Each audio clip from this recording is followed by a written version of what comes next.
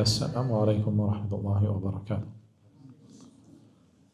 Të gjitha falënderimet i përkasin Allahut krijuesit tonë, kurse salavatet dhe selamet tona qofshin mbi pejgamberin tonë Muhammedin sallallahu alaihi wasallam, mbi familjen e tij të pastër, shokët e tij dhe të gjithë besimtarët të cilët shkojnë sipas porosisë së tij dhe udhëzimit të tij.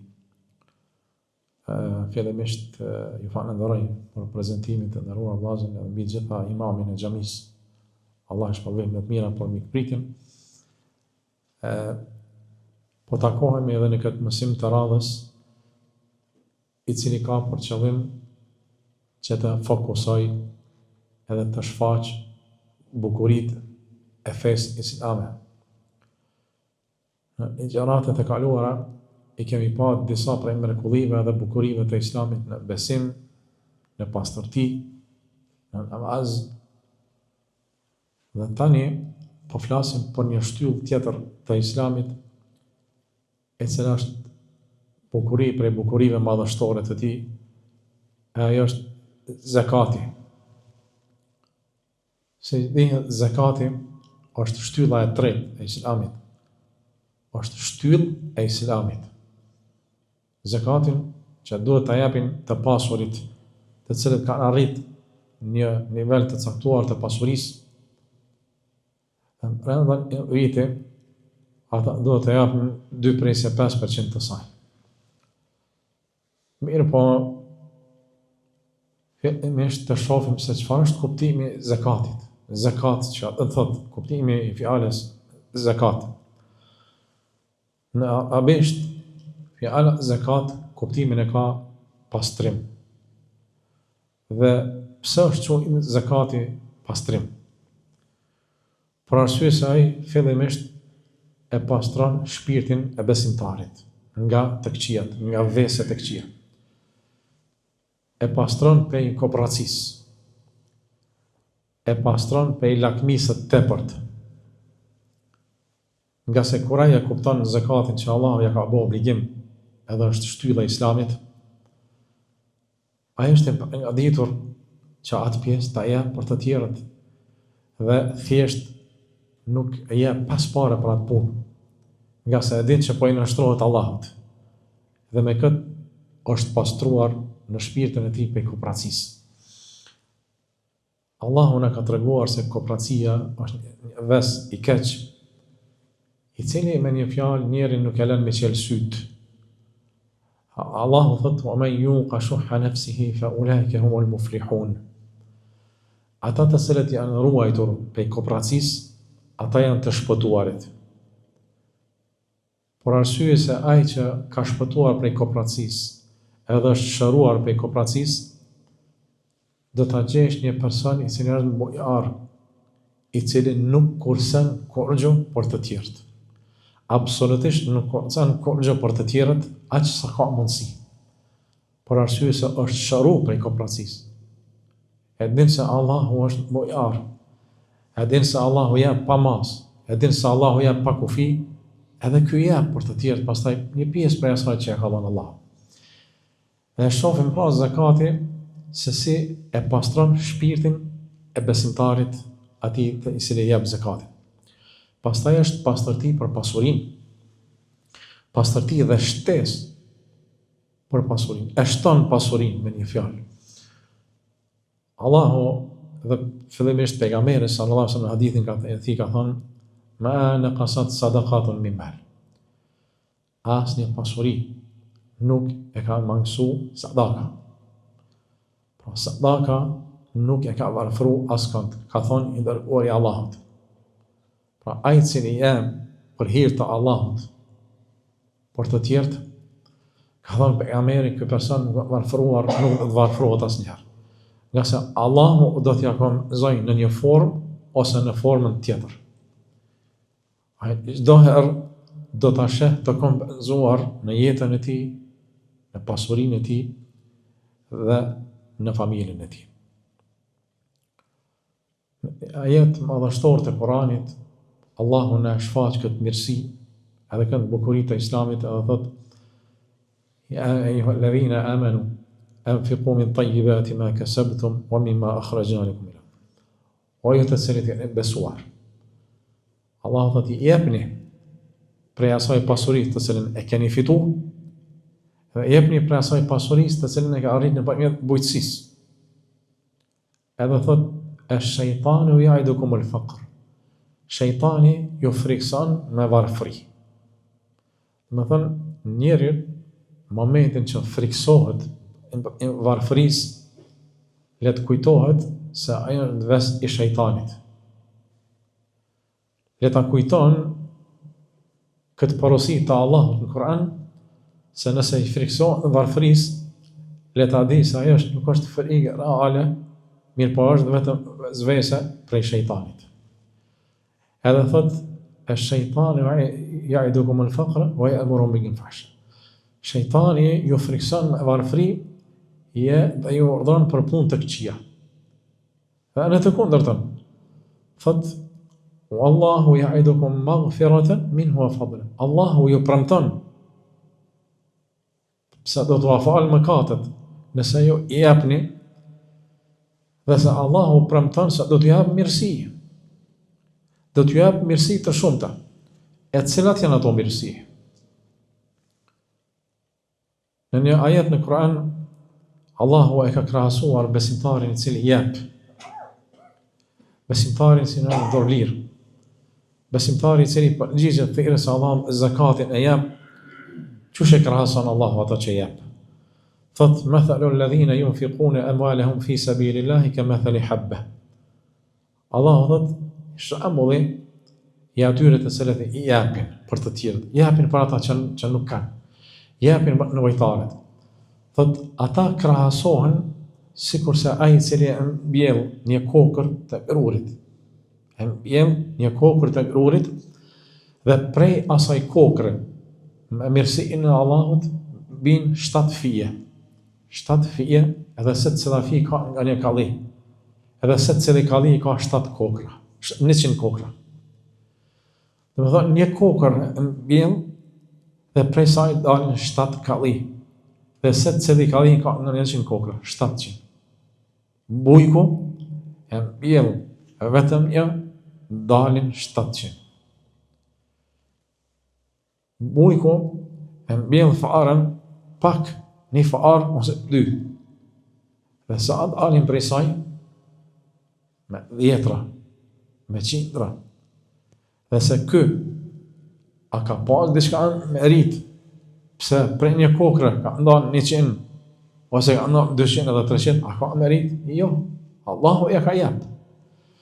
Mirë po, Allahu kështu e ka krahasu mirësinë e atij që i jep për hir të Allahut, i jep një të kthehen 700. Që thuhet qëllimi. Dhe këtë Allahu e ka thonë. Edhe Allahu në Kur'an ka thonë, inna Allaha la yukhlifu al-mi'ad. Allahu premtimin e tij nuk e thën. Allahu është i përsosur. Allahu është i patmeta. Allahu ju ka premtuar besimtarëve, robëve të mirë të tij, se nëse ata japin, do t'u shumë fishoj, ky premtim i Allahut nuk kthehet. Praktikisht, le të hulumtoj gjithkush në jetën e tij dhe le ta shef ka me gjetë në jetën e tij, të njëjtën gjë, Allahu e ka shpërblir kështu. Aty ku ka jap, Allahu ja ka kthy. Nga besimtari duhet të mendojë mirë se Allahu ta kthen, por ta kthen me të mirë në formë tjetër. Ta kthen në familjen tënde, në bereqet, në shëndet, në sukses. Allahu t'jap suksese të shumta në jetë për arsye të shpërblimit që te i ke bërë dikujt një mirësi. Të jap në aspektin material, mirë po të jap në aspektin shëndetësor, edhe në aspektin shpirtëror, të jap shëndetin, të jap besimin, të jap rrugën e hajrit, të jap qetësinë, të jap rahatin që nuk e ka dikush tjetër. Dhe kjo nuk blehet me pare. Edhe rahatia dhe qetësia e shpirtit në familjen që besimtari përjeton, miliardat me pas, nuk mundesh e blej ata nëse Allahu nuk të ka jep. Dhe që ato mirësi, që ajo rahati, që ajo qetësi, përveç tjerash, është shpërblim prej shpërblimeve të Allahut për veprat e tua të mira. Çështja tjetër kur e shohim prej bukurive të Islamit, është se Allahu nuk ka obliguar sasi të mëdha njerëzit që të jap. Nga se pasuria është mjet i jetesës. Mjet i jetesës. Allahu e ka bërë shkaktar për me jetu. Dhe njerëzit duhet të punojnë për pasuri. Dhe njerëzit duhet të arrujnë pasurinë e tij. Edhe pasuria është e dashur. Edhe Allahu ka thënë: "Wa tuhibbuna al-mala hubban jamma." Allahu ka thënë: "Jo, doni pasurinë shumë." Edhe kjo është në natyrën e njerit. Për këtë arsye, Allahu është i mëshirshëm, Allah ka rahmetin e madh, dhe zakat, Allahu ka bërë obligim vetëm 2/5%. Vetëm 2/5%. 97% janë për ty, 2/5% jemi për të tjerët. Allahu është i mëshirshëm, vetëm pak të ka obligu, jo shumë. Dhe kjo është mirësi, edhe kjo tregon për mëshirën e Allahut subhanahu wa taala. Dhe e ka bërë obligim vetëm një herë në vit. Jo në muaj, vetëm një herë në vit. Pastaj thot Allahu subhanahu wa taala: "Wallahu wasi'un alim." Allahu jep shumë. Edhe Allahu është i ndihshëm. Allahu jep shumë. Në një ajet tjetër na provokon Allahu dhe na thirr, edhe thot: "Wa in ta'uddu ni'matallahi la tuhsuha." Edhe nëse përpiqeni që t'i numëroni të mirat e Allahut, nuk do të mundeni. Edhe nëse përpiqeni t'i numëroni të mirat e Allahut, nuk do të mundeni. Pse? Allahu jep shumë. Mirë po shejtani habit njerin, e frikson si thash me vrafri, me vezvese, edhe bën mi harru të mirat e Allahut. Dhe në alen njeri, gjithkush, individualisht, edhe në të shef, sa të mira ja ka jep Allah. Po nuk mundet mi numëruar. Vetëm syri. Çfarë mirësia e Allahut është. Gjymtyrët, mendja. Çfarë mirësia e Allahut subhanahu wa taala. Me çka mund të paguhet ajo? Ku janë mirësi tjera për të cilat Allahu ka thonë nuk do të mundeni mi numëru. Allahu jep shumë. Mirë po tash. Çështja është pse ka vuajtje në jetë, pse ka varfëri. Kjo është të gabimet e njerëzve. Kjo është të padrejtësitë e njerëzve. Kjo është lakmia. Lakmia i ka shkaktuar njerëzit, domethënë që ata të lakmojnë edhe të vrapojnë pas të mirave, edhe të përpiqen me pas vetëm vetë, edhe të mos kujtohen për të tjerë. Lakmia. Nga sa Allahu thot, Allahu wasi'un alim, Allahu jep shumë. Atë shumë ka bereqetet e Allahut. Atë shumë ka të mira, resurse, pasurinë natyrore që Allahu na ka jep në tokë, të mjaftueshme janë për krejt njerëzit. Të mjaftueshme janë, ndoshta janë edhe të tepër. Mirë po, pse dikush nuk ka prapse prap? Lakmia, padrejtësitë. Ka shtete të caktuara të cilët kanë pas teprisë në produkte bujqësore. Kjo është e njohur në ekonomi. Ka pas shtete të caktuara teprisë në drithra. Dhe në mënyrë që të mos lirohen, në mënyrë që të mos bie çmimi, atëherë ato drithra i kanë hedhur në deti për peshqi. Dhe nuk i kanë hedhur në treg, dhe nuk i kanë çuar aty ku njerëzit nuk kanë. Në mënyrë që të rritet çmimi, në mënyrë që të shtohet kërkesa. Pa drejtësitë pra kanë shkaktuar që të ketë skamje në tokë. Kurse, në aspektin tjetër, nëse do të praktikohej kjo bukuria e Islamit, nëse do të praktikohej zakati, nuk kishte me pas njerëzit të varfër. Dhe kjo është realizuar në tokë, kjo është realizuar në kohën e sahabëve, në ditët e para të Islamit, kur besimtarët e kanë praktikuar Islamin, kur e kanë kuptuar si duhet Islamin, atëherë në kohën e Uthmanit radhiyallahu ta'ala anhu nuk ka pas të varfër. Edhe ka transmetime të sakta se njerëzit nuk kanë pas kujna me jam zakatin. Nuk kanë pas kujna me jam sadak. Por arsye se zbatu kjo bukuri e islamit. Njerëzit nuk kanë më drejtësi, andaj nuk kanë pas nevojë me jam të varfër, sepse zakati e ka këtë qëllim.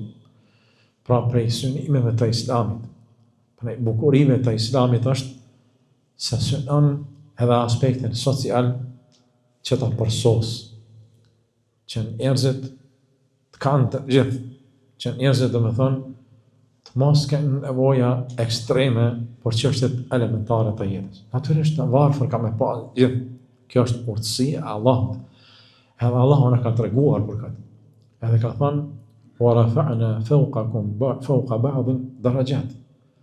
Allahu thot ne kemi bërë që ju të keni dallime mes një tjetrit në pasuri.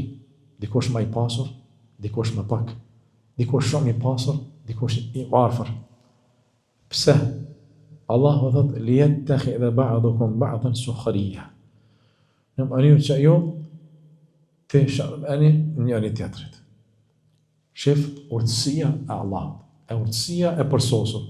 Pse ka të varfër dhe ka të pasur?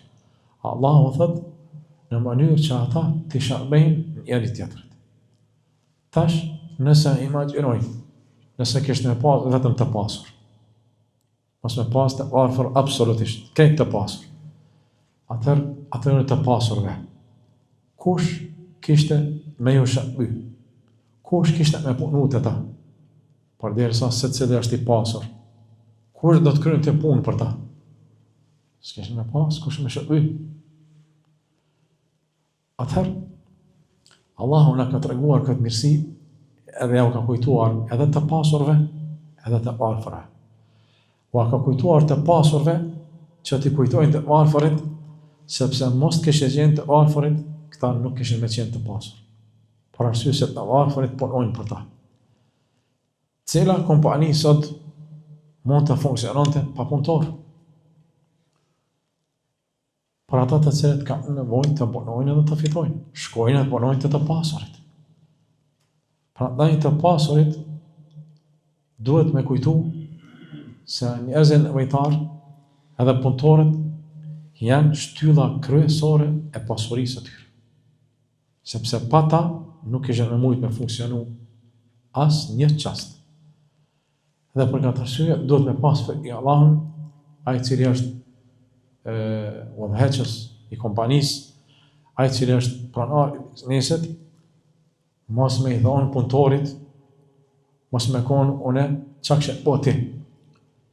Mos me i thonë punëtorit, une po të më ajë.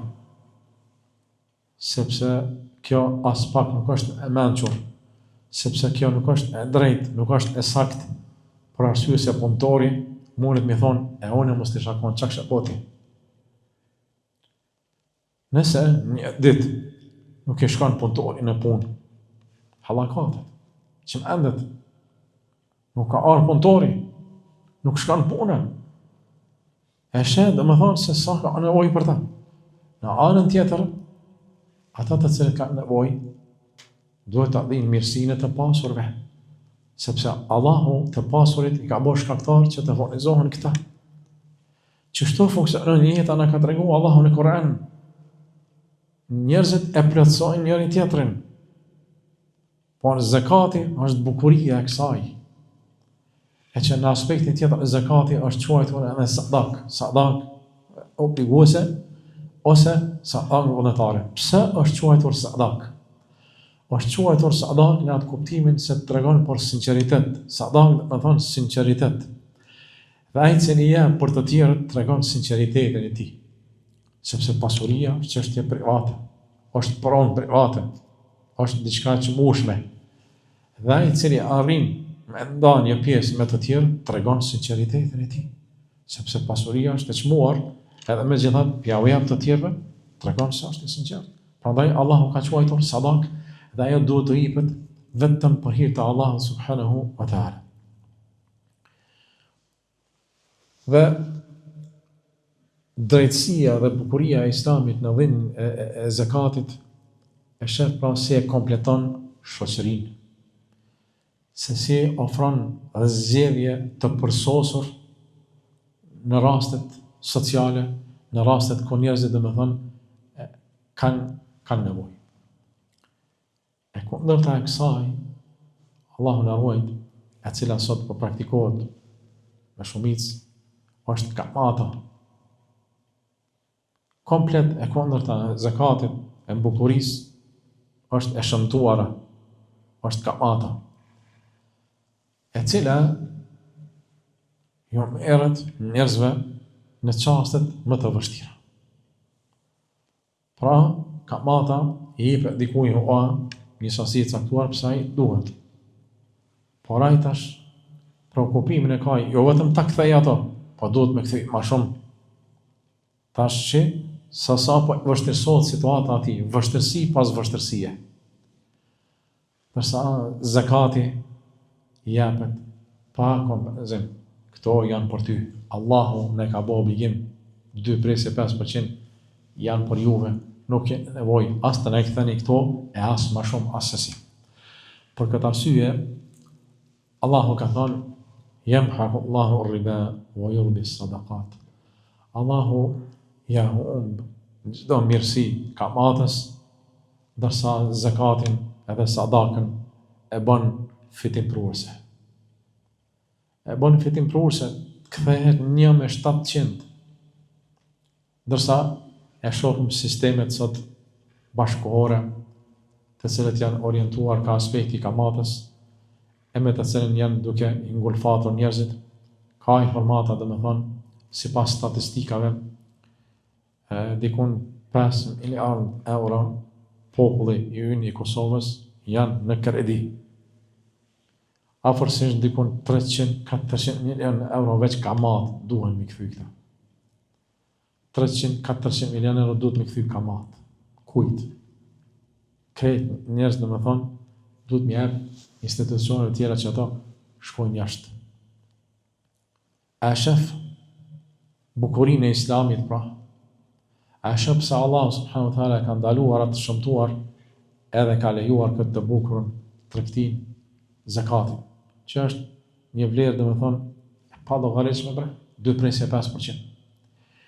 Dhe le të jetë kjo pra si një shfaqje edhe një prej bukurive të Islamit, e cila si stam në fillim është shtylla e Islamit, e cila është pastërti shpirtërore, dhe nëse besimtari pastrohet prej kooperacisë, atëherë do të jetë bujar dhe do të ketë të gjitha moralet e larta, dhe pejgamberi Allahut ka thonë: ruajuni prej kooperacisë, sepse kooperacia, popujt që kanë qenë para jush, i ka çuar në shkatrim, i ka nxit që të shkaktojnë akderje, edhe i ka nxit kooperacia që të shkelin ndalesat e Allahut.